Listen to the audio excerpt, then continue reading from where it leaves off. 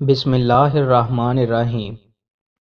رسول اللہ صلی اللہ علیہ وآلہ وسلم نے ارشاد فرمایا، کھانا کھا کر اللہ تعالیٰ کا شکر ادا کرنے والا اجر و ثواب میں صبر کرنے والے روزہ دار کے برابر ہے۔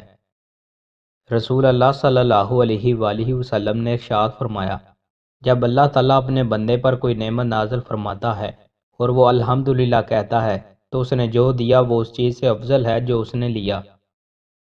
رسول اللہ صلی اللہ علیہ وآلہ وسلم نے ارشاد فرمایا، جس نے کسی زمین کو ناحق قتل کیا وہ جنت کی خوشبو بھی نہ پا سکے گا، حالانکہ جنت کی خوشبو 40 سال کی راہ سے سونگھی جا سکتی ہے۔ رسول اللہ صلی اللہ علیہ وآلہ وسلم نے ارشاد فرمایا، مجھے اپنے ضعیفوں اور کمزوروں میں تلاش کرو، اس لیے کہ تم اپنے ضعیفوں اور کمزوروں کی دعاؤں کی برکت کی وجہ سے رزق دیے جاتے ہو اور تمہاری مدد کی جاتی ہے۔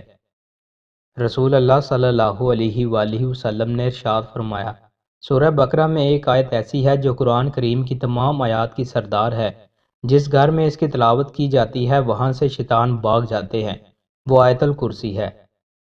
رسول اللہ صلی اللہ علیہ وآلہ وسلم نے ارشاد فرمایا، جو شخص اس حال میں اللہ کے ساتھ ملاقات کرے کہ وہ دنیا میں کسی کو اللہ کے برابر قرار نہ دیتا ہو، پھر اس پر پہاڑوں جتنے بھی گناہ ہوں تو اللہ اس کو معاف فرما دے گا۔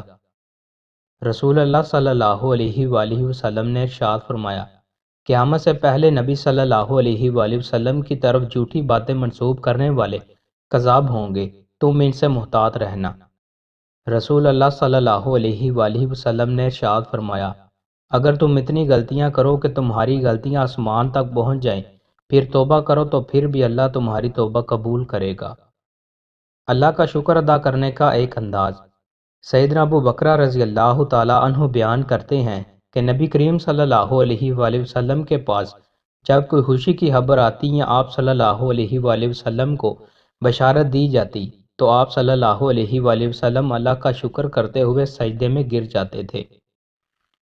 دوستوں، مزید اچھی ویڈیوز کے لیے ہمارے چینل کو سبسکرائب لازمی کریں۔ بہت شکریہ۔